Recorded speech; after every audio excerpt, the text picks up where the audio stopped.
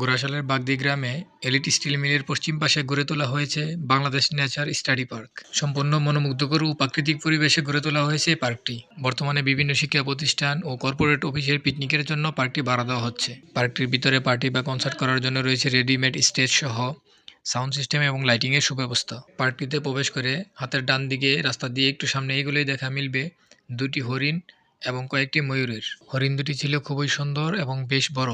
চলুন ভিডিওর মাধ্যমে সবাই মিলে পার্টি ঘুরে দেখে আসি।